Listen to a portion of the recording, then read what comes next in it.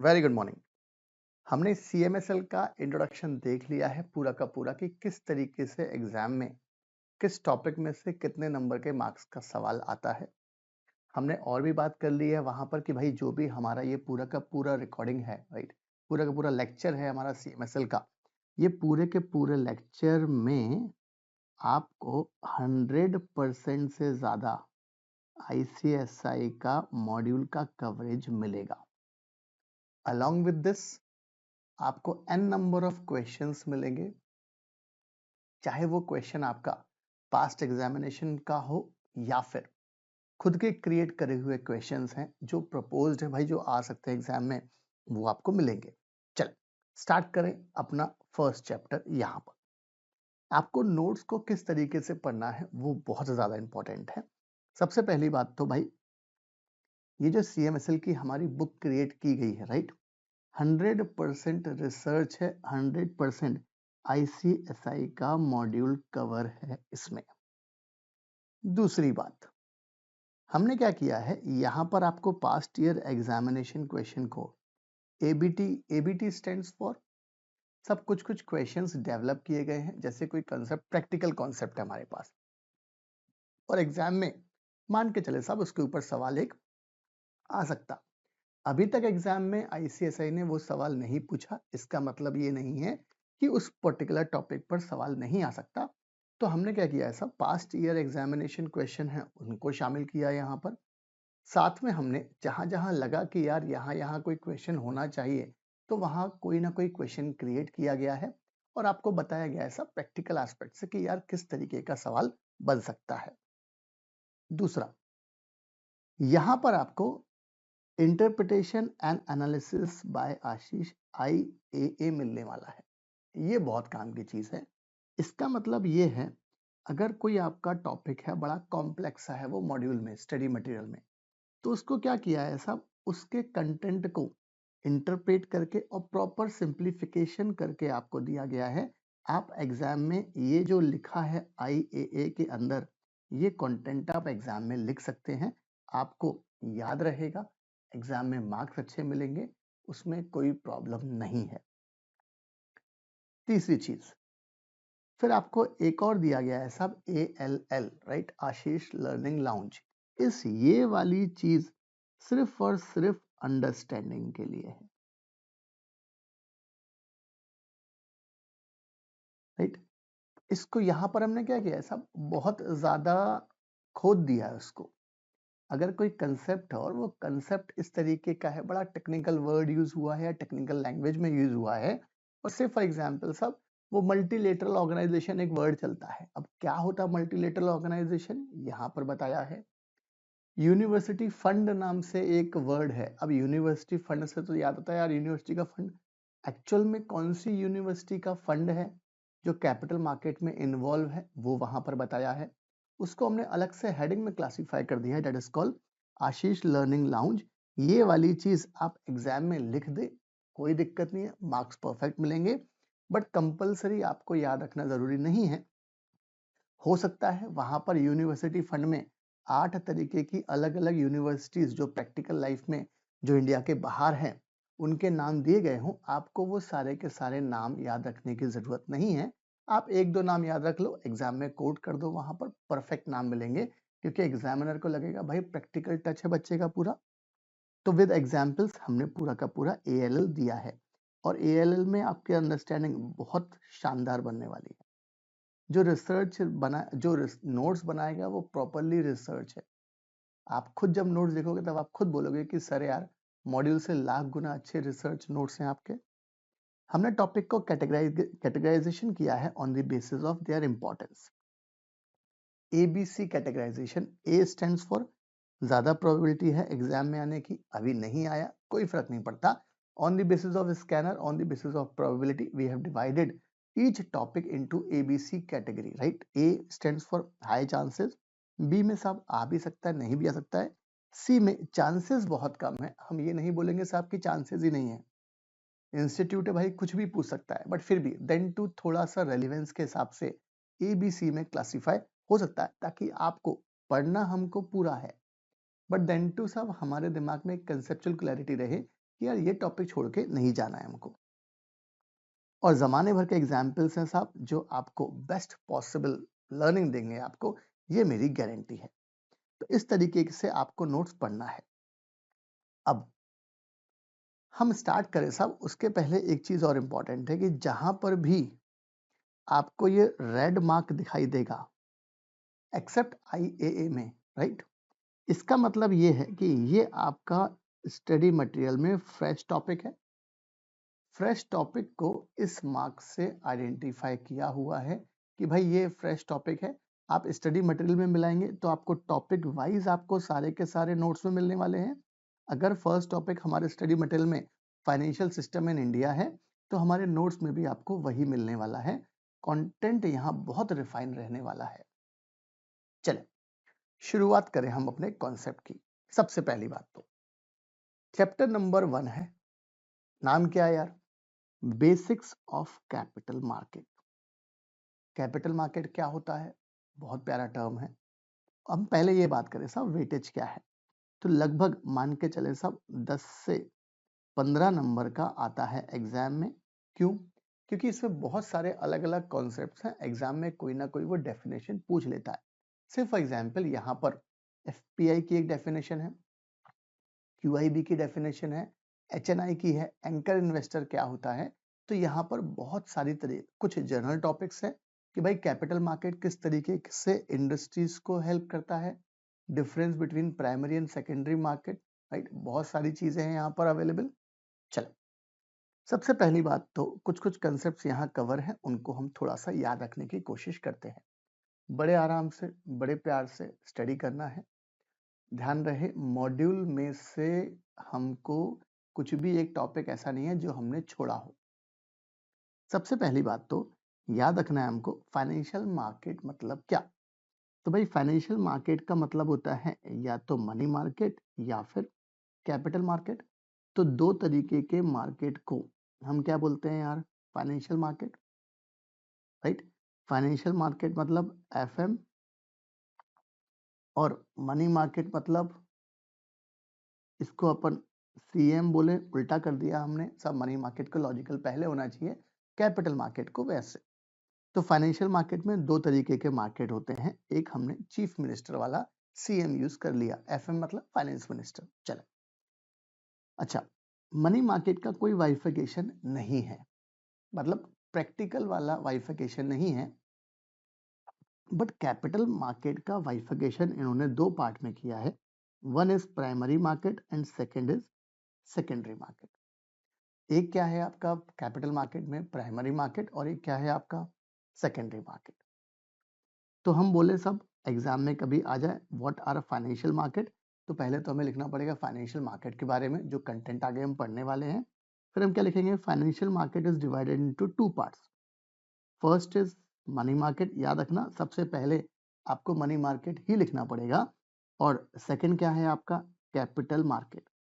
फिर हमने दो लाइन में इसको एक्सप्लेन कर दिया, दो लाइन में इसको एक्सप्लेन कर दिया। फिर हमने फर्दर लिखा कि capital market is further divided into two parts, एक है आपका प्राइमरी मार्केट और एक है आपका सेकेंडरी मार्केट। और फिर इसको एक्सप्लेन कर दिया। सब 5 नंबर का एग्जाम में सवाल पूछा जा सकता है, what do you mean by the financial market. तो हमारे पास बहुत सारा कंटेंट है लिखने के लिए, राइट। अब ये तो हो गया आपका मार्केट। मार्केट मतलब जहां पर कोई चीज सेल परचेज होती है। अब यार सेल परचेज करने के लिए आपको क्या करना पड़ेगा, आपको चाहिए पड़ेंगे एक्चुअल में बायर एंड सेलर। चल तो यहां पर नेक्स्ट क्या कॉन्सेप्ट आता है भाई, इस फाइनेंशियल मार्केट में पार्टिसिपेंट्स कौन कौन है। अरे भाई कौन आएगा खरीदने के लिए, कौन आएगा बेचने के लिए, वो बात है, राइट। तो देखो यार फाइनेंशियल मार्केट में एक तो होगी कंपनी हमारी, for example Reliance company, for example TCS company. अच्छा ये लोग क्या करेंगे, ये लोग कोई चीज सेल करेंगे।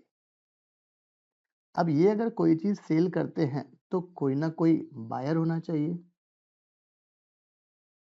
अरे भाई मार्केट में बायर और सेलर रहेगा। अब ये क्या सेल करेंगे, हमने वर्ड यूज कर दिया साहब सिक्योरिटीज। तो यहां पर क्या रहेंगे आपके बायर। अब क्योंकि साहब एलपीजी वाला कॉन्सेप्ट है, लिबरलाइजेशन, प्राइवेटाइजेशन, ग्लोबलाइजेशन वाला कॉन्सेप्ट है, तो बायर तो आपका इंडिया वाला हो सकता है, बायर आपका आउटसाइड इंडिया वाला हो सकता है। ग्लोबल भाई सबको अलाउड है ना भाई, 1992 के बाद, 1991 के बाद, इनफैक्ट जब से वो एलपीजी पॉलिसी आई थी मनमोहन सिंह जी के जमाने में, राइट। तो बायर आपका कहाँ का हो सकता है, इंडिया का या आउटसाइड इंडिया का, दोनों। तो इन्होंने क्या करा, इन्होंने इंडिया आउटसाइड इंडिया वाली बात नहीं करी, इन्होंने तो सब on the basis of their investment, on the basis of there, उनके पास कितना पैसा है, वो कितना पैसा इन्वेस्ट कर सकते हैं, अलग अलग टर्म्स में उनको डिफाइन कर दिया है। से फॉर एग्जाम्पल एक होता है यार, आपको ये वर्ड याद रखना है, ये शॉर्टकट्स, एब्रीवेशन, फॉर्मूला, ये सब याद रखना है आपको। एक होता है यार QIB, QIB मतलब क्वालिफाइड इंस्टीट्यूशनल बायर, मतलब यहां पर कोई बायर है और वो भी इंडिविजुअल फॉर्म में नहीं है, किसी कॉर्पोरेट फॉर्म में काम कर रहा है, बट वो क्वालिफाइड है, इसका मतलब वो आइडेंटिफाइड है, हमें पता है भाई ये QIB होते हैं, और QIB की हमारे पास अलग से एक डेफिनेशन, राइट। QIB की हमारे पास अलग से एक डेफिनेशन है। तो मेरे ख्याल से ये वाला समझ में आ गया कि क्या होता है। चल, QIB की डेफिनेशन हमको यहीं पर पढ़ना है कि भाई QIB की डेफिनेशन क्या होती है, वो इंपॉर्टेंट है, राइट। चल,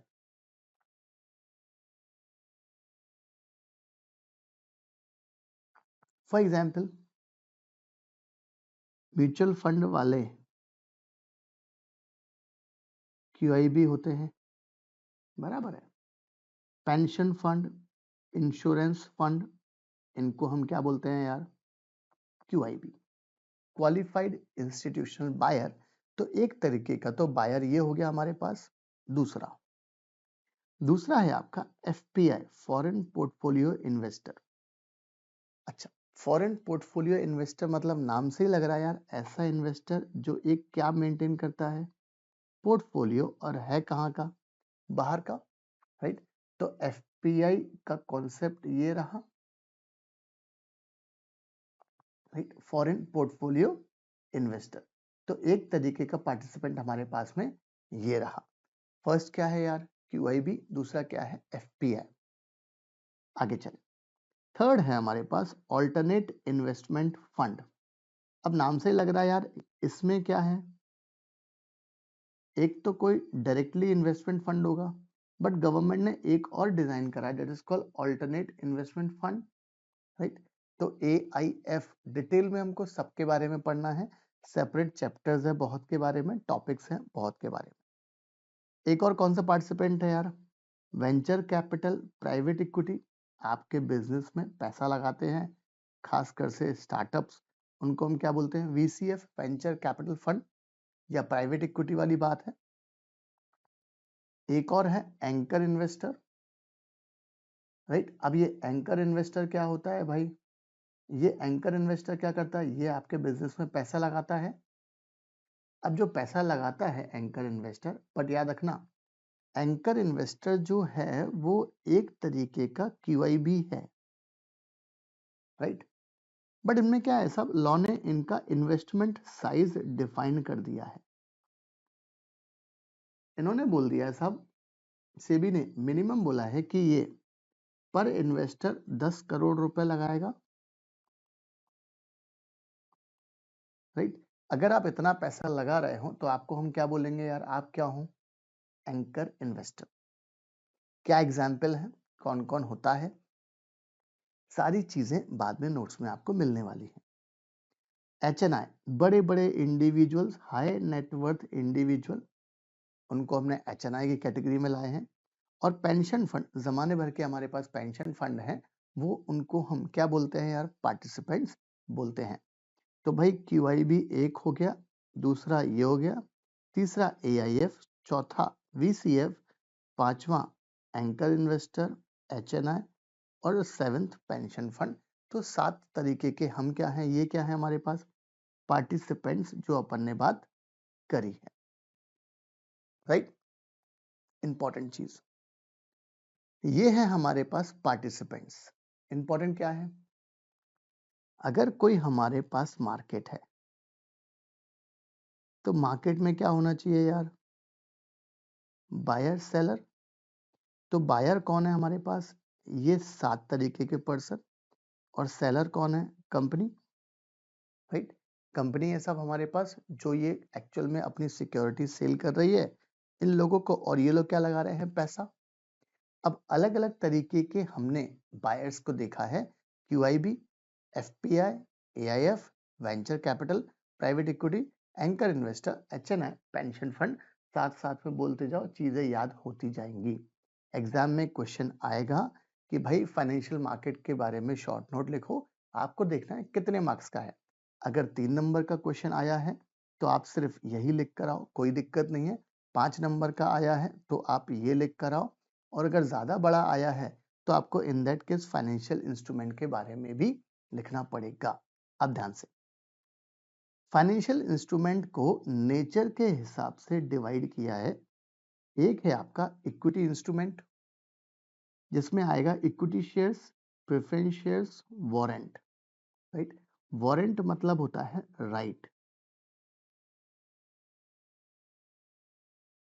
वारंट का मतलब क्या होता है? राइट।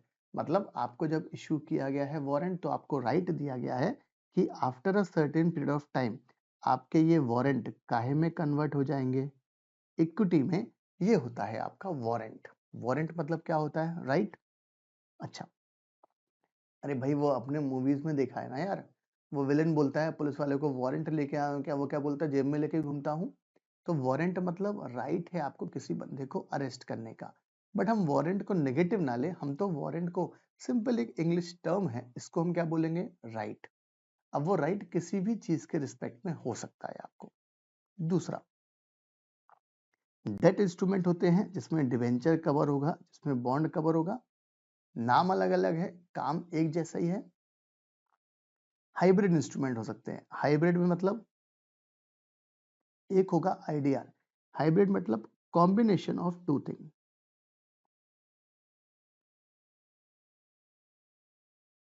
मतलब जो भी इंस्ट्रूमेंट इशू किया जा रहा है उसका नेचर इस तरीके का है कि वो दो चीजों को मिक्स करे हुए। अब IDR, IDR में क्या होता है? अगर बाहर वाले को, आउटसाइड कंपनी को इंडिया के इन्वेस्टर से पैसा लेना है तो क्या इशू करेगा वो? आज IDR। और निश्चित समय के बाद ये काहे में कन्वर्ट हो जाएगा? इक्विटी में। इसलिए हमने क्या वर्ड बोला? Hybrid instrument. Real estate investment trust, जिसको हम बोलते हैं रीट, ये पैसा रेज करती हैं और काहे में इन्वेस्ट करती हैं यार? रियल एस्टेट में। एक होता है इन्विटीज, इंफ्रास्ट्रक्चर इन्वेस्टमेंट ट्रस्ट, राइट? ये अलग अलग चीजें हाइब्रिड इंस्ट्रूमेंट्स होती हैं। तो कुल मिलाकर साहब एग्जाम में सवाल कितने नंबर का आएगा उस पर डिपेंड करेगा कि आपका कंटेंट क्या होने वाला है, और ये सब के बारे में हमको डिटेल में इस टॉपिक में पढ़ना है। तो यहां तक मेरे ख्याल से फंडा पूरा का पूरा क्लियर हुआ कि भाई what are financial market. Financial market consist of two types of market. First is money market, second is capital market. Then again capital market will be divided into two parts, that is called primary market, secondary market. Primary market मतलब वो market जहां पर first time company issue करती है कोई भी securities, उसको हम क्या बोलेंगे? Primary market. और सेकेंडरी मार्केट फिर उसके बाद प्राइमरी मार्केट में जब IPO आने के बाद जब उसकी ट्रेडिंग चालू होती है तो वो बार बार हम खरीदते बेचते रहते, इसको सेकेंडरी मार्केट, राइट? डीलिंग होती है उसमें। पार्टिसिपेंट्स कौन कौन है यार? 7 तरीके के पार्टिसिपेशन का नाम लिखा है हमने। एक है आपका QIB, एक है आपका FPI, AIF, venture capital fund, private equity, anchor investor, HNI, pension fund. तो 7 तरीके के हमने अलग अलग पार्टिसिपेंट्स की बात की है। ये पार्टिसिपेंट्स के नाम आप ऊपर नीचे लिख सकते हैं, इसमें कोई टेंशन नहीं है। बट जब भी फाइनेंशियल मार्केट के बारे में लिखोगे सबसे पहले मनी मार्केट आएगा और उसके बाद आपका कैपिटल मार्केट आने वाला है। फिर फाइनेंशियल इंस्ट्रूमेंट्स आप, अरे भाई मार्केट मिल गया आपको, बायर सेलर मिल गया, बेचोगे क्या? तो हम ये बेचने वाले हैं, या तो मेरी कंपनी सेल आउट करेगी इक्विटी इंस्ट्रूमेंट या डेट इंस्ट्रूमेंट या हाइब्रिड इंस्ट्रूमेंट। इक्विटी में क्या क्या आएगा यार? इक्विटी शेयर्स, प्रेफरेंस शेयर ये हो गया हमारा शेयर कैपिटल का पार्ट। डेट इंस्ट्रूमेंट्स में डिबेंचर आ गया, बॉन्ड आ गया, और हाइब्रिड इंस्ट्रूमेंट्स में आईडीआर, रीट आ गया, या इन्वेस्टमेंट इंफ्रास्ट्रक्चर इन्वेस्टमेंट ट्रस्ट की सिक्योरिटीज आ गई हैं। ये हो गया हमारा कौन सा वाला इंस्ट्रूमेंट यार? Hybrid instruments, and which falls under the heading of financial instruments. तो मेरे ख्याल से फर्स्ट एक छोटा सा टॉपिक आपको याद हो गया है। एग्जाम में सवाल आ जाए तो हमको लिख देना है, साथ साथ में याद करते जाना है क्लास में।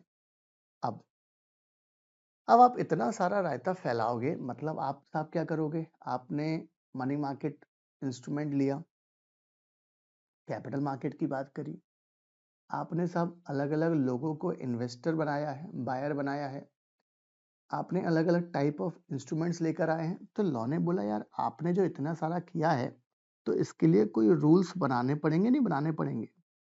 रूल्स बोले, लॉ बोले, या अपनी लैंग्वेज में सिंपल हमको क्या बनाने पड़ेंगे? कुछ कुछ एक्ट बनाने पड़ेंगे ताकि उनको हम टाइट पकड़ के रखें, स्पेकुलेशन ना हो, इन्वेस्टर्स का पैसा है भाई।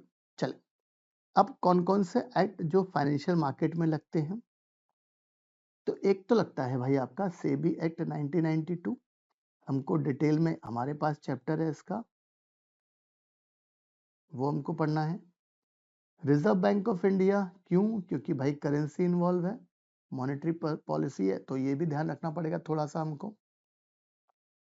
और क्योंकि आप कंपनी बनाकर पैसा रेस करोगे तो भाई आपके ऊपर कंपनीज एक्ट तो लगेगा। ये पूरा का पूरा हमारे पास एक एक्ट है। तो प्राइमरली अगर बात करें तो ये 3 तरह के एक्ट आपके ऊपर लगते हैं। लगने को तो यार हमारे ऊपर एससीआरए भी लगेगा, राइट? बहुत सारे एक्ट है जो लगने वाले हैं, बट मेजॉरिटी सब ये एक्ट हमको ध्यान में रखना है। सेबी लगेगा, आरबीआई कम लगेगा बट हाँ लग सकता है, और कंपनी एक्ट। अच्छा, आरबीआई क्यों लगेगा? अरे भाई आप एफपीआई हो, एफपीआई हो, फॉरेन से काम करोगे, भारत की सिक्योरिटीज लोगे, तो भाई फेमा खड़ा है, और जहां जहां फेमा है वहां वहां आरबीआई अवेलेबल है। ये चीज आपको ध्यान में रखनी है, क्योंकि हमने बात करी है इन्वेस्टर तो कहीं का भी हो सकता है। आगे, अब जो आपके पास मार्केट पार्टिसिपेंट्स हैं, राइट, तो उनकी बनाई है इन्होंने गाइडलाइंस। क्या बनाई है? सेबी ने, याद रखना ये एक्ट बने हैं सब पार्लियामेंट में। एक्ट का बना है आपका पार्लियामेंट ने, और सेबी ने क्या बनाए हैं? सब रेगुलेशंस बनाए हैं। रेगुलेशंस में अलग अलग तरीके के रेगुलेशंस हैं, बहुत सारे रेगुलेशंस हैं, बट हम तो बात करेंगे कौन कौन से रेगुलेशन की, वो ये रहे। SEBI FPI regulation, foreign portfolio investors के लिए रेगुलेशन है भाई। आरडीआई का रूल्स, आईडीआर का रूल्स है, अलग अलग चीजें बनाई हैं। गवर्न्स एफपीआई का रजिस्ट्रेशन कैसे होना है वो यहाँ पर लिखा है, क्या क्या कंप्लायंस करेंगे वो यहाँ लिखा है, और किस तरीके से काम करेंगे भारत के मार्केट में ये यहाँ पर लिखा हुआ है सेबी एफपीआई रेगुलेशन 2019 में। एआईएफ का अलग से रेगुलेशन है, वेंचर कैपिटल का अलग से रेगुलेशन है।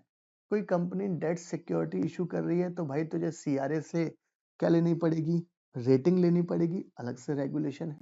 तो कुल मिला के जमाने भर के रेगुलेशंस हैं, और जमाने भर के पार्टिसिपेंट्स के लिए रेगुलेशंस हैं, राइट? क्यूआईबी की गाइडलाइंस है, क्वालिफाइड इंस्टीट्यूशनल बायर के लिए गाइडलाइंस है हमारे पास में, एंकर इन्वेस्टर की गाइडलाइंस है।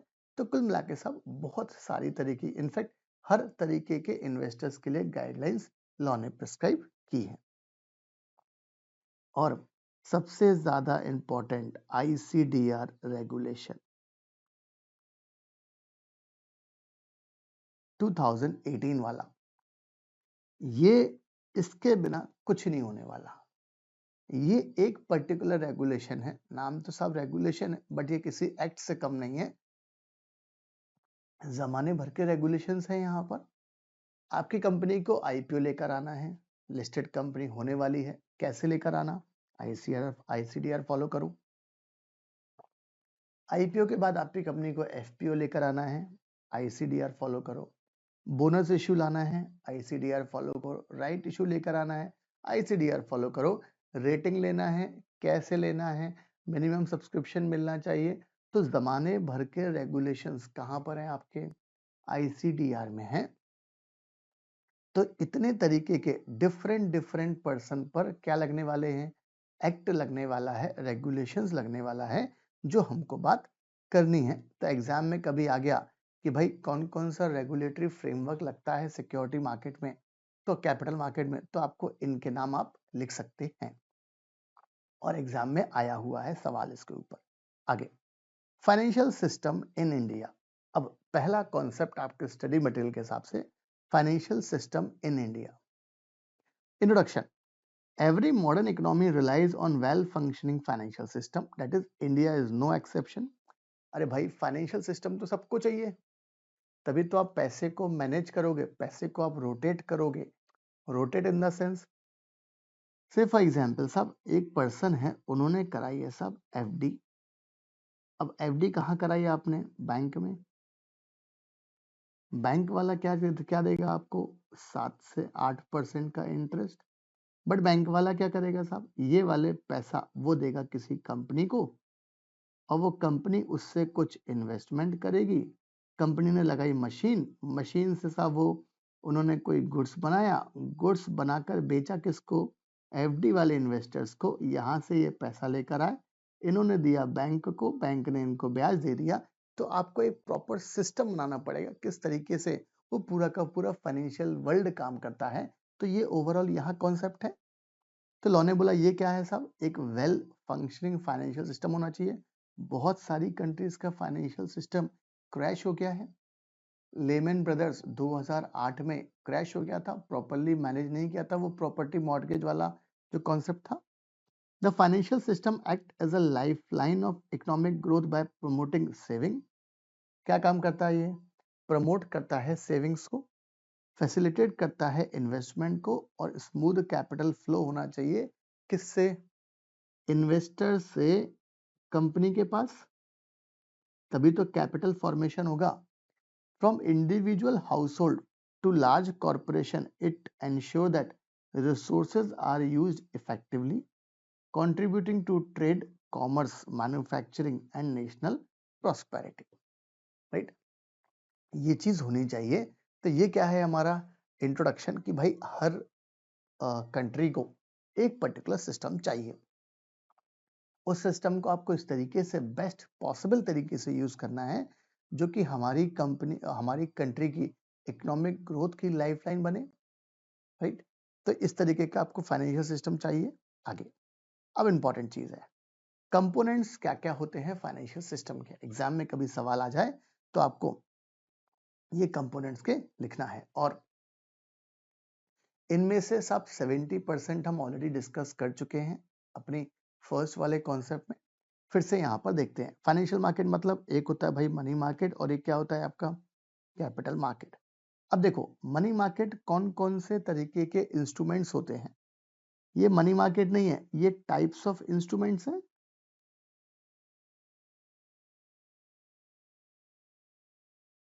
इंस्ट्रूमेंट्स ऑफ मनी मार्केट, एक है कमर्शियल पेपर, एक है सर्टिफिकेट ऑफ डिपॉजिट, एक है ट्रेजरी बिल, एक है दो बार हो गया कमर्शियल पेपर। राइट, तो कुल मिलाकर साहब ये बहुत तरीके के आपके अलग अलग इंस्ट्रूमेंट्स होते हैं जिनको हमने क्लासिफाई करा है किसकी हेडिंग में? मनी मार्केट की हेडिंग में। सेकंड इज कैपिटल मार्केट, एक होता है यार सिक्योरिटी मार्केट, और एक होता है साहब आपका, अच्छा सिक्योरिटी मार्केट में दो, एक होता है साहब न्यू इशू मार्केट, और एक होता है सेकेंडरी मार्केट। मतलब ये बात करेगा साहब IPO की, और ये बात करेगा FPO की। Correct. And other forms of lending and borrowing mechanism, वो भी कैपिटल मार्केट का पार्ट होता है। तो कुल मिला के फाइनेंशियल मार्केट में इतनी सारी चीजें हैं आपके पास लिखने के लिए, अगर एग्जाम में सवाल सिर्फ और सिर्फ फाइनेंशियल मार्केट के ऊपर आ गया। अब भाई पार्टिसिपेंट कौन से? तो हमने बहुत सारी बात कर ली है। पहला वाला क्या है यार? QIB। सेकंड वाला FPI। थर्ड वाला AIF। वेंचर कैपिटल 1996 वाला AI anchor investors. HNI high net worth individuals. Merchant banker intermediary, ये इंटरमीडियरी है, registrar to an issue intermediary है, underwriter intermediary, banker to an issue intermediary, debenture trustee intermediary, ये हैं आपके intermediary जो company को and इनको कनेक्ट करता है। तो ये कनेक्शन का अधिकार जो देता है, कनेक्शन का जो तरीका है, वो ये लोग हैं आपके पास में। अरे भाई मेरी कंपनी को आईपीओ लेकर आना है, तो क्या डायरेक्टर साहब प्रोस्पेक्टस डिजाइन करना चालू कर देंगे क्या? उनको पता है कि कौन ये काम करता है? नहीं। आप जाओ साहब किसके पास में, इंटरमीडिएट्स के पास जाओ, और इंटरमीडिएट पूरा का पूरा प्रोसेस आपका हैंडल करेंगे इन एक्सचेंज ऑफ फीस। तो वो आपके कौन हुए साहब, ये सब हुए आपके इंटरमीडिएट, राइट, जो कनेक्ट करते हैं किसको, कंपनी को एंड इन्वेस्टर्स को, सेलर को एंड बायर को, राइट। चल, तो ये कनेक्शन का कॉन्सेप्ट कौन देता है आपको, मर्चेंट बैंकर। इनके बारे में हमारे पास इंटरमीडिएट का टॉपिक है कि अगर मुझे मर्चेंट बैंकर बनना है तो भाई रेगुलेशन 1992 वाला फॉलो करना पड़ेगा। Registrar and share transfer agent का काम करना है तो मुझे एक कॉन्सेप्ट फॉलो करना पड़ेगा, सब अंडरराइटर वाला है, बैंकर टू एन इशू है, ट्रस्टी बनना है, ऐसा कोई भी काम करना है उसके अलग से रेगुलेशन से, एक इंडिपेंडेंट रेगुलेशन, वो भी कितने पन्ने का, 40-40 पेज के सिंगल सिंगल रेगुलेशन है इनके, राइट। आगे चले, कौन सी सिक्योरिटी, कौन से इंस्ट्रूमेंट इशू करोगे, it can be shares, it can be debenture, it can be bond, it can be IDR, warrant, reads, infrastructure investment trust, ETF, right, कुछ भी तरीके का आप इंस्ट्रूमेंट इशू कर सकते हो। तब ये स्टडी मटेरियल में इस तरीके का डायग्राम है, तो वो डायग्राम यहाँ पर बताया है। अच्छा याद रखना, एफएम, अच्छा कभी डाउट नहीं होना चाहिए कि भाई ये यहाँ पर क्या था। Simple, finance minister capital market, finance minister chief minister को आदेश देती है, तो हम याद रखने के लिए सब एफएमसीएम याद रख लें हम, बट फिर भी हमको याद रखना है किस तरीके से, financial market and capital market, right. चले, और कैपिटल मार्केट दो पार्ट में है, एक है आपका प्राइमरी मार्केट और एक है आपका सेकेंडरी मार्केट, राइट। चल, तो ये हमारा ओवरऑल कंटेंट हुआ, सब concept of financial system in India. Exam में सवाल आ जाए कितने मार्क्स का आ रहा है, डिपेंड करता है कि आपने क्या करा है। एक चीज और, से फॉर एग्जांपल 5 मार्क्स में कोई सवाल आया, अब आपसे पूछा गया, आपको लग रहा है यार कि ये पूरा का पूरा लिखेंगे तो बहुत बड़ा है, कुछ मत करो, फाइनेंशियल मार्केट के बारे में लिख कर आओ। फाइनेंशियल मार्केट पार्टिसिपेंट के बारे में जब लिख कर आओगे तो वहां पर सिंपल पहले पांचों छो के नाम लिख देना, और फिर एक लाइन लिखना, नाउ एक्सप्लेन इन ब्रीफ, और अकॉर्डिंगली इसमें से कोई भी बेस्ट 4-5 पॉइंट एक्सप्लेन कर देना। सेम फाइनेंशियल इंस्ट्रूमेंट के सिर्फ नाम लिख कर आओ, फायदा क्या होगा, एग्जामिनर को पता चल जाएगा कि यार ये बच्चे को पूरा का पूरा कॉन्सेप्ट याद है, बट अकॉर्डिंगली बच्चे ने दिमाग से खेला है, सब इसने मार्क्स के हिसाब से प्रेजेंटेशन वाइज आंसर दिया हुआ है। तो आपको डिपेंड करता है कितने मार्क्स का, अगर 8 नंबर का सवाल आता है तो आपको इसमें मैक्सिमम चीजें मेंशन करना है। आगे, तो हमारा एक तरीके का टॉपिक खत्म हुआ, first topic financial system in India वाली बात, कि फाइनेंशियल सिस्टम कैसा होता है। अब अपन बात करें, next topic financial market in India, introduction. अब फाइनेंशियल मार्केट, अब हम बात करें सब, अब हम किस पे आ गए यार, एफएम पे। अब हम डिटेल में बात कर रहे हैं एक एक चीज पर। अभी तो हमने ओवरऑल देखा है कि भाई ओवरऑल फाइनेंशियल मार्केट होता है, पार्टिसिपेंट होते हैं, इंस्ट्रूमेंट होता है, बट अब हम बैक टू बैक अभी हम क्या बात करेंगे कि भाई फाइनेंशियल मार्केट में दो चीजें, राइट। फाइनेंशियल मार्केट में दो चीजें, एक होगा आपका मनी मार्केट और एक होगा आपका कैपिटल मार्केट। कैपिटल मार्केट में दो फर्दर चीजें, राइट। अरे भाई ये हमने देखा था ना यहाँ पर फर्स्ट वाले टॉपिक में, कि कैपिटल मार्केट में पीएम होगा और एसएम होगा, प्राइमरी मार्केट कैपिटल मार्केट, तो ये आपको ध्यान रखना है। चले,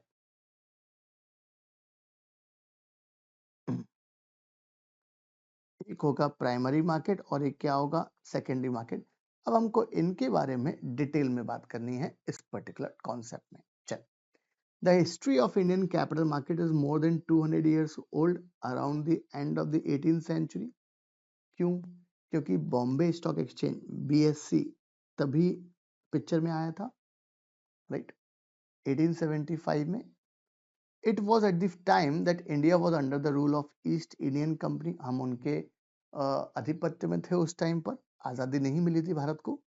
The capital market of India initially developed around Mumbai with around 200 to 250 security broker participated in active trade during the second half of the 19th century। लगभग 19th century में 1900 ईस्वी में हमारे पास इतने ब्रोकर्स एक्टिवली इन्वॉल्व थे यार, जो ये काम करते थे। फिजिकल ट्रेडिंग होती थी पहले। Today BSE one among the world largest exchange in terms of trading turnover in the same city, Mumbai में है। Indian financial market is one of the one developed market in India. सबसे बेहतरीन बाजार कहाँ का है? हमारे भारत का। A financial market enables efficient trade of securities, transfer of fund between lenders and borrowers। यहाँ पर कौन आएगी यार? कंपनी। और यहाँ पर कौन आएंगे? वो investor. Also create securities for investment. आप कोई ना कोई सिक्योरिटीज दोगे। It can be equity, it can be debt, or it can be hybrid instruments। People who have surplus funds invest in these securities to earn return on their investment। भैया public पैसा क्यों डालेगा यार? कुछ कमाने के लिए, दो पैसे कमाने के लिए। अब एग्जाम में कभी अगर शॉर्ट नोट आ गया काहे के ऊपर, व्हाट इज BSE, BSE के ऊपर आ गया कि भाई BSE क्या होता है, बॉम्बे स्टॉक एक्सचेंज के बारे में कुछ लिखे, तो हमको ये सारे पॉइंट्स याद होना चाहिए। एग्जाम में सवाल आ सकता है BSE के ओवरव्यू के ऊपर। तो हमको याद क्या रखना है? कुछ कुछ कीवर्ड्स हमको याद रखना पड़ता है कि भाई BSE कब बना है? 1875 में। पहले बॉम्बे था, ना मुंबई है। सब स्टॉक एक्सचेंज एशिया का, पूरे के पूरे एशिया वर्ड यूज कर रहा हूँ, इंडिया नहीं, एशिया का सबसे पुराना स्टॉक एक्सचेंज है BSE, और आज भी खड़ा है बॉस। रिकॉग्निशन लगभग 80 साल के बाद जब ये बना था, it becomes the first stock exchange to be recognized by the Indian government on 31 August 1957 under the SCRA regulation 1957। भाई SCRA एक्ट आया था 1956 में, और रेगुलेशंस कब आए थे हमारे पास में? 1957 में। तो हमको डेट याद रखनी है कि भाई 1875 में तो बॉम्बे स्टॉक एक्सचेंज बन गया था, फंक्शन चालू कर दिया था, बट इनको मान्यता कब मिली? 31 अगस्त 1957 में, राइट। याद कैसे रहेगा? बहुत सिंपल है भाई। अगस्त लगभग जनवरी, फरवरी, मार्च, अप्रैल, मई, जून, जुलाई, अगस्त। अगर आप कैलकुलेट करने जाओगे तो अगस्त भी 8th मंथ होता है जनवरी से, और 80 साल बाद इसको रिकॉग्निशन मिली है, और ये 1875 में, तो सब कुछ 8 है। तो अगस्त 31 अगस्त 1957 को इनको फर्स्ट टाइम रिकॉग्निशन मिली थी। इलेक्ट्रॉनिक ट्रेडिंग, BSE ट्रांजिशन कराए electronic trading system in 1995, significantly increasing efficiency and accessibility for investor। पहले चलता था वो फ्लोर ट्रेडिंग, राइट, फ्लोर पे खड़े होके सब लोग इकट्ठा हो जाते थे ब्रोकर्स, और फिर वहां पर भाव लगता था कि भाई ये कितने में खरीदना है, वो बायर सेलर में मैच होता था।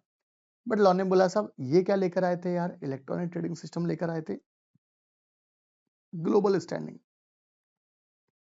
As of now BSE is the 7th largest stock exchange in the world, boasting a market capitalization of over $2.8 trillion.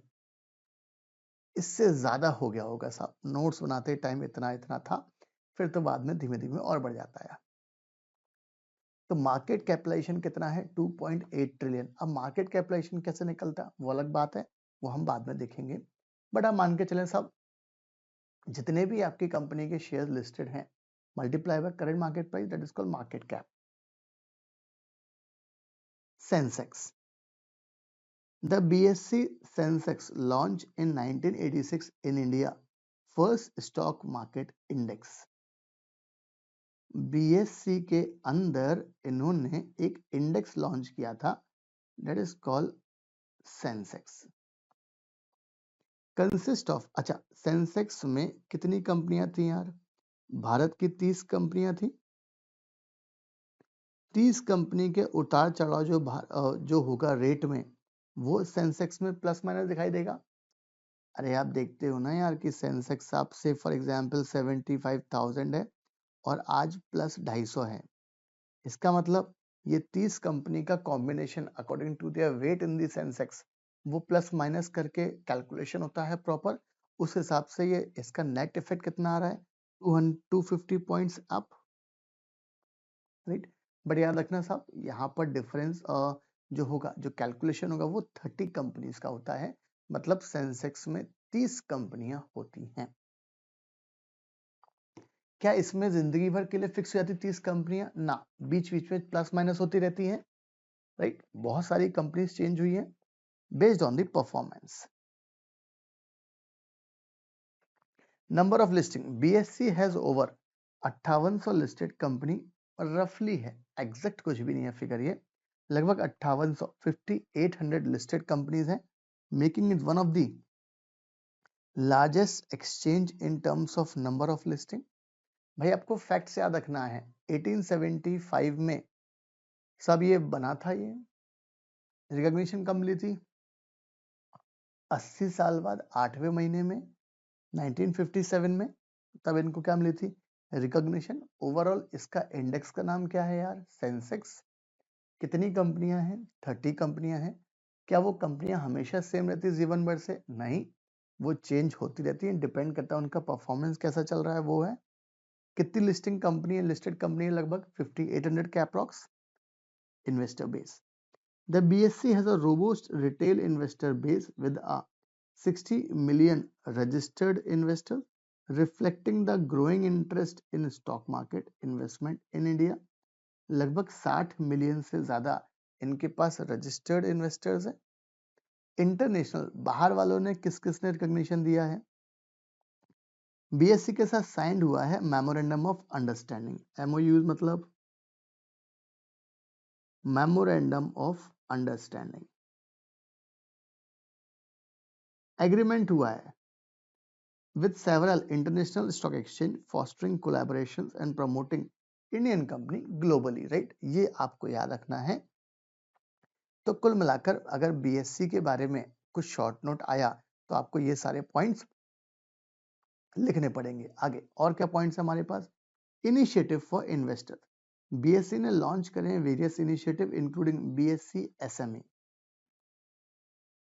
देखो भाई, एक होता है साहब एनएससी, एक होता है बीएससी, ये हो गए मेन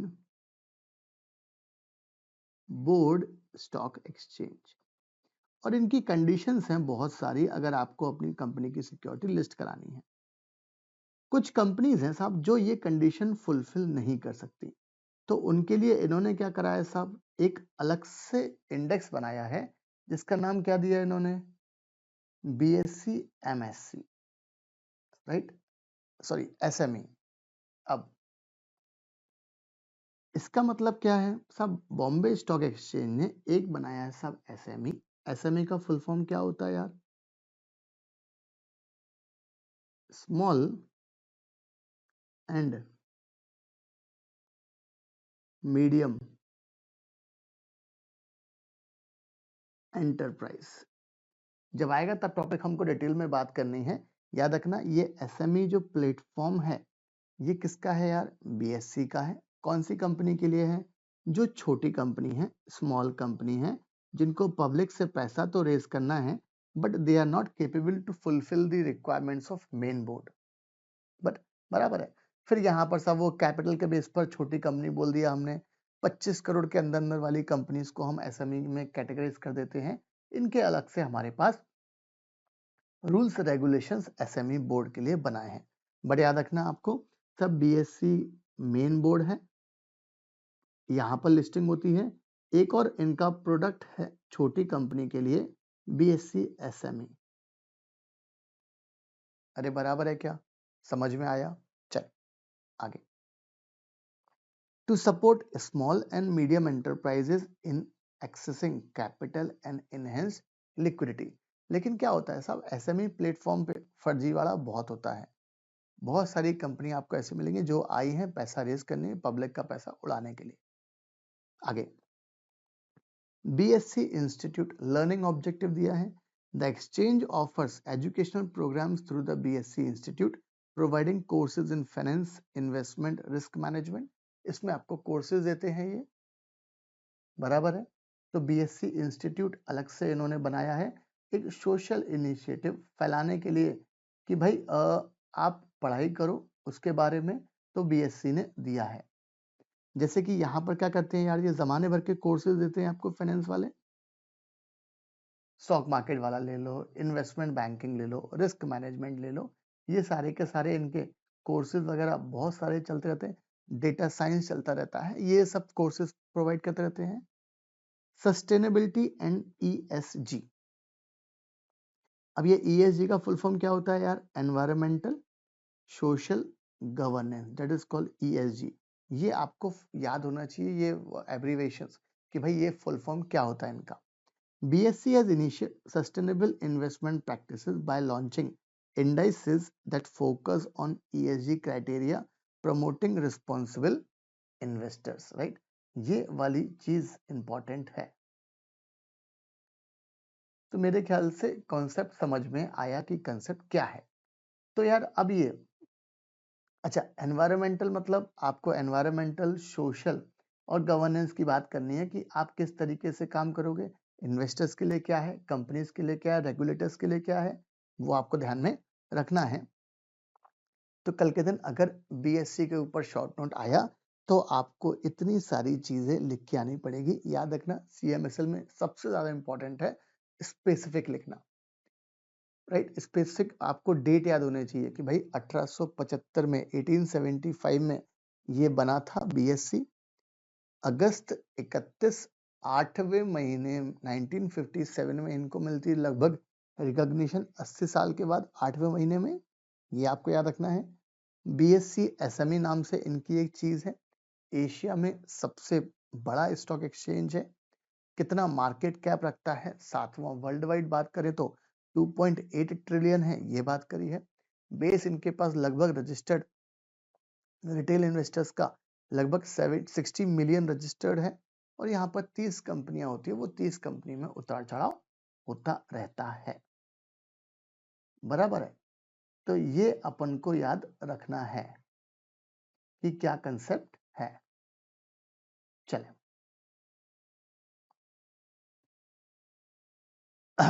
आगे, फंक्शंस ऑफ फाइनेंशियल मार्केट। तो अगर एग्जाम में सवाल आया फाइनेंशियल मार्केट इन इंडिया, तो हमारे पास ये कंटेंट है। अब क्या क्या फंक्शंस होते हैं वो बात करें। पहला भाई फंक्शन मतलब फाइनेंशियल मार्केट जो आपने बनाया है उसके क्या क्या काम है। पहला, it facilitate mobilisation, channelisation of saving into the most productive user. अरे भाई आपकी ने जो एफडी कराई है 8% के हिसाब से, क्या वो पैसा वहीं पड़ा रहेगा? क्या नहीं, वो हम देंगे कॉर्पोरेट्स को। तो कॉर्पोरेट काय में यूज करेगा? मशीन खरीद के प्रोडक्ट बनाने में, बेचेगा उसको इंडिया या इंडिया के बाहर, दो पैसे वहां से मिलेंगे, वो बैंक को रिपे करेगा ईएमआई के फॉर्म में, और बैंक क्या करेगा? आपको इंटरेस्ट देगा। It helps in determining the price of securities on the basis of their demand and supply in the market. Actual में प्राइस क्या रहेगी वो डिमांड सप्लाई पे डिपेंड रहती है। It provides liquidity. देखो कुछ कुछ वर्ड याद रखते जाओ, जैसे फर्स्ट वाला वर्ड है मोबिलाइज, सेकंड वाला वर्ड है डिटरमाइन द प्राइस, थर्ड है liquidity. To tradable assets by facilitating the exchange as an investor can readily sell their securities और कन्वर्ट एसेट्स इनटू कैश। अरे भाई आपका कोई स्टॉक मार्केट में बीएससी में कोई शेयर लिस्टेड है, अब वो लिस्टेड जो है साहब वो कल के दिन बेच नहीं पाएगा इन्वेस्टर, तो बात दिक्कत है। तो बायर सेलर की रहती है वहां पर। बट याद रखना, थोड़ा हम प्रैक्टिकल चलें। कंपनी भले ही 5800 कंपनी प्लस लिस्टेड है, बट उसमें से बहुत सारी कंपनी ऐसी है जिनमें सिर्फ दिवाली दशहरे पर ट्रेड होता है। इसका मतलब साल भर उनमें ट्रेडिंग नहीं होती है। आपको बायर ही अवेलेबल नहीं है, सेलर ही अवेलेबल नहीं है। ऐसा है प्रैक्टिकल लाइफ में बहुत। आगे, it reduces cost by providing valuable information regarding the securities traded in the financial market। बहुत सारी कॉस्ट कम हो गई। पहले जमाने में जब पेपर फॉर्मेट में हुआ करता था तो जमाने भर की कॉस्ट लगती थी, अब वो कॉस्ट बहुत कम हो गई है। It facilitate exchange of assets without physical delivery. Paper button दबाओ, आगे चली गई आपकी सिक्योरिटीज, राइट। तो ये तो हमने बात करी फंक्शंस की। अब फाइनेंशियल मार्केट डिवाइडेड इनटू, हमें पता है भाई फाइनेंशियल मार्केट दो तरीके में डिवाइड होता है। एक होता है मनी मार्केट और एक क्या होता है यार, कैपिटल मार्केट। तो अब पहला क्या बात करेंगे हम मनी मार्केट के बारे में। जब जब वर्ड मनी मार्केट आएगा वहां पर हरदम आएगा Reserve Bank of India. Money market is a segment of the financial market where are borrowing and lending of short term fund. याद रखना, यहाँ पर जो भी सिक्योरिटी होगी वो शॉर्ट टर्म रिक्वायरमेंट को फुलफिल करने के लिए होगी। मैक्सिमम 1 साल की वैलिडिटी, इनफैक्ट 1 साल से कम की वैलिडिटी होगी, ये इंपॉर्टेंट चीज है। बल्कि इक्विटी शेयर्स तो कितने भी साल का हो सकता है, उसकी कोई लिमिट थोड़ी ना है। The maturity of money market instrument ranges from 1 दिन से लेकर 1 साल तक। अरे भाई जो ट्रेजरी बिल इशू करता है RBI short term fund manage करने के लिए, वो 1 दिन से लेकर 1 साल तक कोई भी मैच्योरिटी हो सकती है मनी मार्केट इंस्ट्रूमेंट्स की। भारत के अंदर this market is regulated by both RBI and the SEBI, but majority कौन डील करता है इसमें, आरबीआई। अरे भाई सेबी तो साहब वो कॉर्पोरेट अगर इन्वेस्ट कर रहा है तो क्या करना है उसके लिए रूल्स बनाता है। The nature of transaction in this market is such that they are large in number and high in volume. क्योंकि ट्रेजरी बिल कोई 1 रुपए 1 लाख रुपए का नहीं होता है, वो तो सब बिलियन ट्रिलियंस के होते हैं इशू, तो वॉल्यूम बहुत ज्यादा है। 10, we can say that the entire market is dominated by a small number of large players। छोटे हैं लेकिन बड़े बड़े पैसे वाले हैं। The market consists of negotiable instrument having features of liquidity like quick conversion into money, minimum transaction cost, no loss in value such as treasury bills, commercial paper, certificate of deposit। जो हमने आगे diagram में देखा था वही सारे यहाँ पर आने वाले हैं, राइट। ये क्या होता है आपका मनी मार्केट। मनी मार्केट में याद रखना यार, मनी मार्केट में जो भी होता है इसमें आरबीआई मैक्सिमम काउंट करता है। और यहाँ पर जो आप इशू करोगे बिल में और जो इंस्ट्रूमेंट रहेंगे वो रहेगा आपका ट्रेजरी बिल। अब जनरली जो treasury bill short term manage करना है तो भाई अब यहाँ पर क्या करते हैं, वो ट्रेजरी बिल उन्होंने बोल दिया भाई हमने 91 डेज का ट्रेजरी बिल इशू करा है, हमने 182 डेज का ट्रेजरी बिल इशू करा है। इसका मतलब क्या है, इसकी वैलिडिटी कितनी रहेगी यार, मैक्सिमम 91 डेज। इसकी वैलिडिटी कितनी रहेगी, मैक्सिमम 120 डेज, बराबर है। ये होता है। कमर्शियल पेपर क्या होता है, तो कमर्शियल पेपर साहब एक तरीके का unsecured short term credit available होता है किसको, कॉर्पोरेट्स को, राइट, बाय लार्ज कंपनी जो इशू करती हैं कमर्शियल पेपर वो रहती है। सर्टिफिकेट ऑफ डिपॉजिट, ये क्या होता है यार, टाइम डिपॉजिट्स होते हैं। लगभग आप मान के चलें साहब इक्विवेलेंट टू एफडी जैसा, that is called certificate of deposit. तो यहां पर क्या करता है साहब, आरबीआई है और सेबी भी यहां पर रहता है। आप ट्रेजरी बिल इशू करा, कमर्शियल पेपर इशू करा, सर्टिफिकेट ऑफ डिपॉजिट, जो भी इशू करते हैं इनकी जो रेट्स रहती हैं, रेट्स में चेंज होता है जब आरबीआई मॉनेटरी पॉलिसी में चेंज करती है। अरे भाई आपने देखा होगा ना, जो भी हमारी आरबीआई के चेयरमैन साहब हैं, या इन्फ्लेशन के हिसाब से होता है, या आरबीआई वो रेपो रेट वगैरह जो होती है, राइट, इनके हिसाब से इनकी कॉस्ट में चेंज हो जाता है। तो ये हुआ हमारा मनी मार्केट वाला कॉन्सेप्ट। कौन कौन सा होता है, कौन कौन सी सिक्योरिटीज होता है, वो हमने सारी बातें कर ली हैं। फिर एक होता है आपका कैपिटल मार्केट। अब capital market is a part of the financial system. ये ऑलरेडी हम बात कर चुके हैं कि फाइनेंशियल सिस्टम में उसका पार्ट है। That is concern about the industrial security market, government security market, long term loan market. A market that serves the medium and long term liquidity needs of borrower and lender। अगर आपको long term के लिए चाहिए तो फिर आपके लिए capital market उचित है। 1 साल से ज्यादा के लिए, up to infinite time period, equity shares कोई जरूरत नहीं है उसको।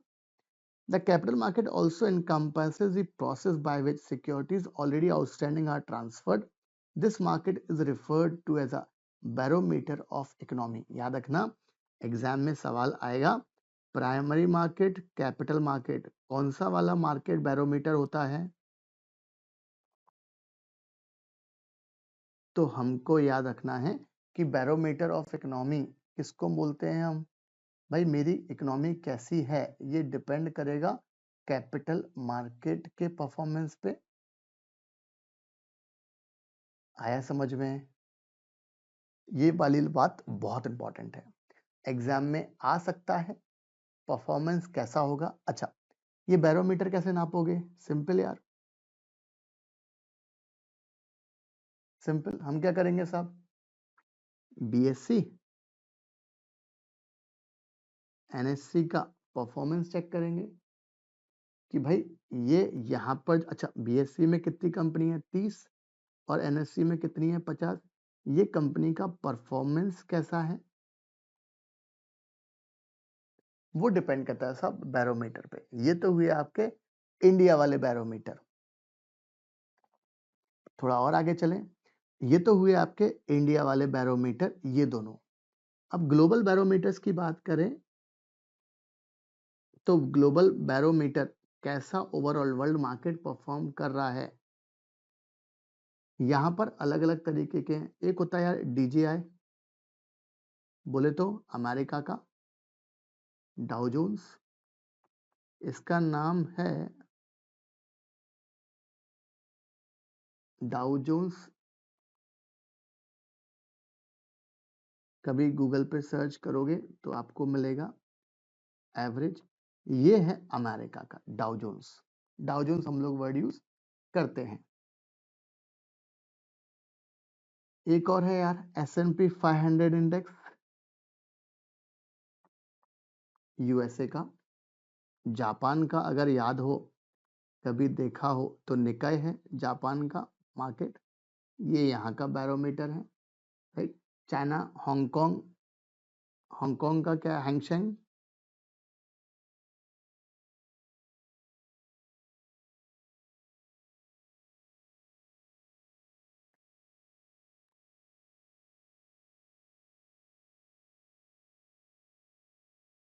हैंगसेंग इंडेक्स ये कहाँ का है यार? हांगकांग का, राइट। तो ये बैरोमीटर अलग अलग हमारे भारत के क्या है यार, ये दोनों है, और बाहर का अकॉर्डिंगली ये बैरोमीटर है। और बैरोमीटर डिपेंड करता है कि भाई इसमें आपका परफॉर्मेंस कैसा है, राइट। तो ये हमारे पास एक तरीके का, ये आपके पास एक कॉन्सेप्ट है। कौन सा वाला यार? Functions of financial market. और फंक्शन में हमको सिर्फ दो ही चीज के बारे में बात करनी है, मनी मार्केट, कैपिटल मार्केट। एक कैटेगरी का टॉपिक है, एग्जाम में आ चुका है।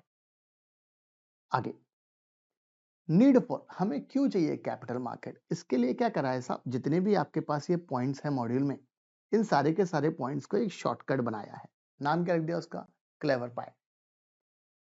अच्छा, एग्जाम में थ्योरेटिकल क्वेश्चन आएगा तो याद रखना, सबसे पहले तो हम थोड़ा सा बताएंगे सब कैपिटल मार्केट के बारे में। फिर हम लिखेंगे सब following are the need of capital market, वो अपन ने बात करी। और याद रखना, पहले एग्जाम में हम ये पॉइंट्स लिख कर आएंगे। Capital formation, direct point, efficient allocation, liquidity management, facilitating long term investment, पहले ये लिख कर आएंगे। फिर एक लाइन छोड़ेंगे, फिर लिखेंगे नाउ एक्सप्लेन इन ब्रीफ, और यहाँ पर हम अकॉर्डिंगली एक्सप्लेन कर देंगे 5-6 पॉइंट। इस तरीके से प्रेजेंटेशन होना चाहिए एग्जाम में with respect to theoretical question. चले याद रखें, शॉर्टकट क्या है यार, clever pie. Clever Pie is the code of below points to remember as mentioned under the ALL।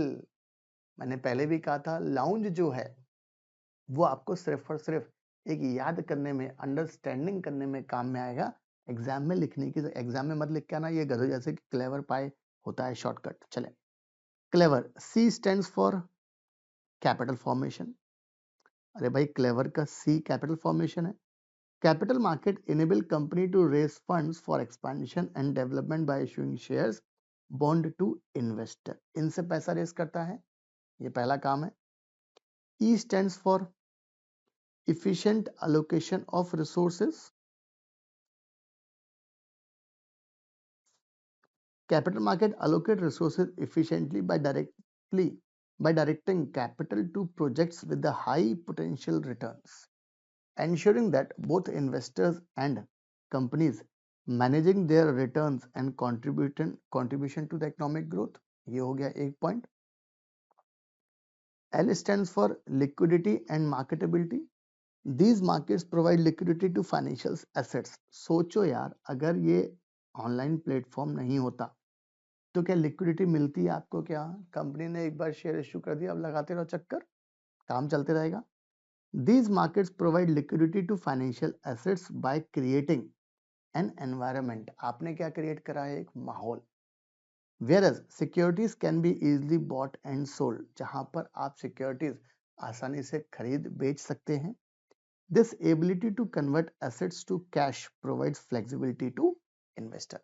आपने क्या प्रोवाइड करी है उनको? Flexibility.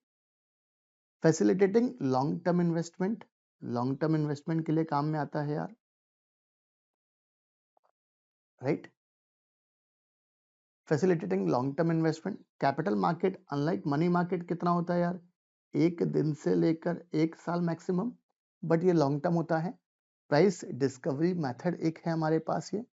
The capital market plays a key role in the price discovery of securities.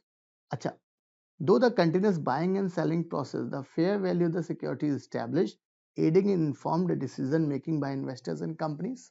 ये रहता है यहाँ पर। रिस्क मैनेजमेंट का एक टूल है हमारे पास। With the availability of diverse investment instruments, example derivatives। तो कैपिटल मार्केट में आपने क्या करा साहब? आपने सिर्फ फॉर एग्जाम्पल LNT के शेयर्स ले लिए लॉन्ग टर्म के लिए, ये आपने कर दिया बाय, और इसके सामने आपने LNT का फ्यूचर कर दिया शॉर्ट। होता है, राइट। रिस्क को मैनेज करने के लिए बहुत जने करते हैं, म्यूचुअल फंड वगैरह इस तरह की स्ट्रेटजीज डेवलप करते हैं ताकि जब मार्केट गिरे तो उनको ज्यादा नुकसान ना हो। The capital market allow investors and companies to hedge their risk. क्या करते हैं? That is called hedging, thereby contributing to the stability of the financial। Hedging मतलब सब एक चीज आपने खरीदी है, एक चीज आपने बेची है, that is called hedging, right. तो आपको नुकसान कम होगा उसके रिस्पेक्ट में। आगे, economic growth. An efficient capital market is essential for corporate economic growth by mobilizing ideal saving into the productive investment। Capital market increases the availability of fund for industrialization, infrastructure, job creation। इसके लिए fund required है। Foreign capital, बाहर का पैसा भारत में आएगा, एक ये फायदा है। बाहर का पैसा बाहर आए, FDI आए, FPI आए, पैसा लगाया, रिटर्न कमाया, रिटर्न कमाओगे तो उसके ऊपर ब्याज देकर जाओगे। अवेलेबिलिटी ऑफ फंड्स है हमारी इंडियन कंपनीज को, ये है। एंड रेगुलेशन एंड स्टेबिलिटी की बात है। तो कुल मिलाकर ये हमारे पास 9 तरीके के पॉइंट हैं। किसमें यार? कैपिटल मार्केट में, राइट। एग्जाम में आ जाए तो ये नीड जो है ये 9 तरीके से फुलफिल होती है। अब याद कैसे करें साहब? लेट्स सी, लाउंज देखें यार। Story method, capital market adventure. Imagine the capital market as a huge market place जहां पर कुछ पब्लिक आ रही है, कुछ कंपनीज आ रही हैं, गवर्नमेंट आ रही है, सब आ रहे हैं कि भाई चलो यार कुछ बनाते हैं। पहला, capital formation, the builder fund. Companies come here to raise funds to build factories, develop products. Think of it like a builder gathering material to create a house. उस एंगल से सोचो तो आपको सब चीजें याद हो जाएंगी। Efficient allocation of resources, the smart matchmakers. The capital market is a matchmaker that direct money only to the best projects with high return, just like the talent scouts find future stars. अरे dance India dance में या ये talent Hunt जो होते हैं वो क्या करते हैं, फ्यूचर स्टार्स ढूंढते हैं। इंडियन आइडल हुआ, ये यही तो करते हैं। होता नहीं होता सफल वो अलग अलग बात है। तो इफिशिएंटली काम करते हैं। Liquidity and marketability, the currency converter. Imagine you are at a fair and your tickets securities are easily be exchanged for cash at any time. No waiting in a long line, just flexible buying and selling, वो चलता रहता है। Otherwise paper trading में क्या था भाई, पहले वो आप ऑर्डर लगाओ, फिर वो ऑर्डर मैच होगा, फिर अकॉर्डिंगली काम होगा। यहाँ पर seconds of, fraction of seconds में काम हो जाता है। Long term investment, the gardener. Instead of planting seeds for quick crop, short term money market. The capital market grows mango trees that will bear fruits for many years. एक बार आम का पेड़ लगा, जिंदगी में चलेगा। Long term. Price discovery method, auction house. तो इस तरीके से आप याद कर सकते हैं, बट आपको जो शॉर्टकट बताया है वो आपको याद रखना है, clever pi. C stands for capital formation, L stands for liquidity and marketability, E stands for efficient allocation, right? Long term investment, very long term investment होता है वो। E stands for economic growth, R stands for risk management, P stands for price discovery method, I stands for inflow of foreign capital, E stands for ensuring regulation stability, right? तो आपको clever पाई को इस तरीके से याद रख सकते हैं, need for capital market topic को। फंक्शंस ऑफ कैपिटल मार्केट, ये तो ऑलरेडी बात कर चुके हैं कि भाई क्या क्या फंक्शंस होते हैं to mobilise resources for investment. ये बात कर ली, ये बात कर ली, ये लगभग हमने बात कर ली है क्या क्या है कॉन्सेप्ट में, राइट। चल, तो यहां तक हमारा कौन सा वाला कॉन्सेप्ट कंप्लीट हुआ। एग्जाम में सवाल आ सकता है नीड फॉर कैपिटल मार्केट, तो आपको ये 9 तरीके के पॉइंट याद रखने हैं क्लेवर पाई को याद रखते हुए, राइट। और ये 9 तरीके का याद रखने का कॉन्सेप्ट क्या है यार, ये वाला clever pi. C stands for capital formation, L stands for liquidity and marketability, E stands for efficient allocation of resources। Available होंगे, लॉन्ग टर्म इन्वेस्टमेंट होता है कैपिटल वाला, इकोनॉमिक ग्रोथ का बैरोमीटर होता है, रिस्क को मैनेज करने के लिए यूज होता है। हम प्राइस, क्योंकि बाय सेल चलता रहता है तो प्राइस डिस्कवरी बहुत आसान हो जाता है। एफडीआई एफपीआई वाले आ जाएंगे भारत में, और रेगुलेशन एंड स्टेबिलिटी रहती है by respect to rules and regulation frame by the RBI and SEBI, right. ये चीज यहाँ पर इंपॉर्टेंट है, राइट। तो ये हमारा कॉन्सेप्ट यहाँ तक कंप्लीट हुआ।